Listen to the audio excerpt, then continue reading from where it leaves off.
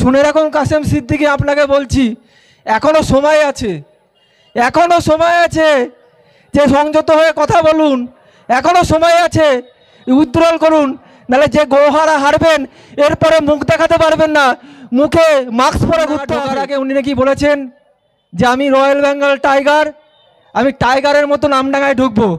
আমি বলছি কাসেম সিদ্দিকী, আপনি ঢুকুন আর বিশ্বজিতের সাথে লড়াই করুন, আপনাকে যেদিনকে যাবেন এখানে বিড়াল করে বাড়ি পাঠাবো, এই কথা এখান থেকে বলে গেলাম।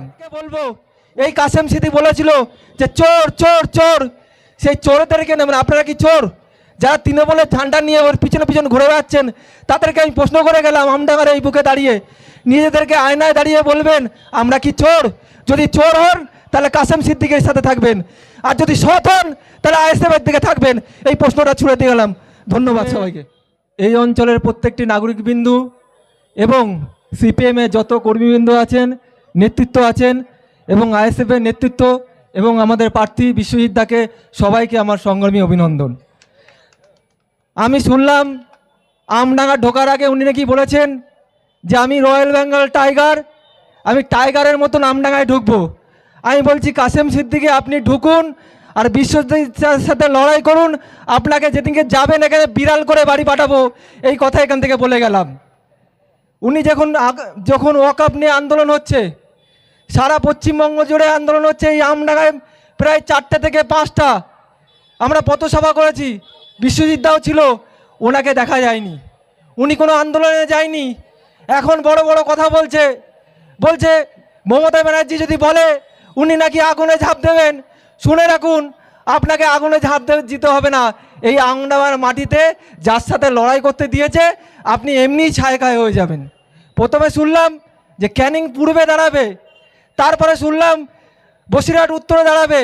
আমি জানি না ক্যানিং পূর্বে উনি কত ভোটে জিততেন, কিন্তু বসিরহাট উত্তরে কত ভোটে জিততে জানি না, কিন্তু এই আমডাঙ্গার বুকে আপনাকে 50,000 ভোটে হারিয়ে বাড়ি পাঠাবো, এ কথা আমি এখান থেকে বললাম। পীরজাদা বলে বেশি কথা বলতে পারি না, কিন্তু বন্ধু উনি বলেছিলেন যে যত বিজেপির বি টিম আছে তাদেরকে শেষ করব। আমি বলছি সব থেকে এই পশ্চিমবঙ্গে সব থেকে বিজেপির বি টিম যদি কেউ থাকে তার নাম মমতা ব্যানার্জি।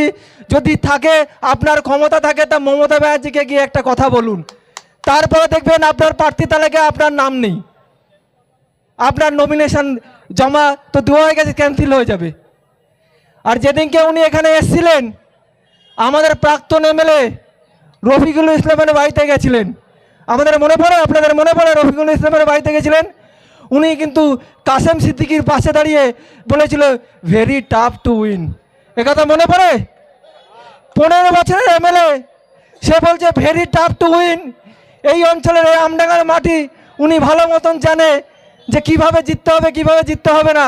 ওনাকে দেখিয়ে বলে দিয়েছে যে তুই জিততে পারবি না, এখান থেকে তুই এখনও সময় আছে, চলে যা ফুরফুরা শরীফে। উনি কিন্তু ওরা বুঝতে পারেননি, ওনাকে ইশারাই বলে দিয়েছে ভেরি টাফ টু উইন। পাড়ায় পাড়ায় যাচ্ছে, টুপি খুলে যাচ্ছে, কি বলবে নিজে বুঝতে পারছে না, বলছে না আমাকে ভোট দিন, কেউ শুনছে না মানুষ তার কথা। দেখবেন পাড়ায় পাড়ায় যাচ্ছে, লোক হচ্ছে না। ওই যে সিপিএমের একটা বন্ধু বলছিলেন, বলছে তাকে ডাকা হয়নি, সিপিএমের পার্টি অফিসে ঢুকে গেছে। তারপর ওখানে গিয়ে বলছে আমি যাচ্ছিলাম, সিপিএম লোক আমাকে ডেকে দাঁড় করিয়েছে, হাতে হাত মেলাচ্ছে। শুনে রাখুন কাসেম সিদ্দিকী, আপনাকে বলছি এখনো সময় আছে, এখনো সময় আছে যে সংযত হয়ে কথা বলুন, এখনো সময় আছে, উইথড্রল করুন, নাহলে যে গোহারা হারবেন এরপরে মুখ দেখাতে পারবেন না, মুখে মাস্ক পরে ঘুরতে হবে। যে বড় বড় ডায়লগ আমি দিচ্ছেন, আর ভারতীয় জনতা পার্টির বি টিমে এখানে কাজ করছেন। বিশ্বজিৎ দা আমাদের এখানকার ঘরের ছেলে, শীত গ্রীষ্ম বর্ষা বিশ্বজিৎ দাই আমডাঙ্গায় ভরসা, এই কথা আপনাদের মনে রাখতে হবে। এ কথা মনে রাখবেন, যদি এই অঞ্চলের কিছু হয়, যদি এই অঞ্চলের পাশের বাড়ি থেকে কিছু হয়, বিশ্বজিৎ দার বাড়ি এখান থেকে এক্ষুনি ছুটে আসবে। ওই কাসেম সিদ্দিকী ভোটে জিতার পরে যদি ভোটে কোনোদিন জিততে পারে, জিতবে তো না, ধরে নিলাম জিতলো, ও কিন্তু ফুরবাসীরূপ থেকে এখানে আসতে পারবে না। বিশ্বজিৎ দা এখানে ছুটে আসবে।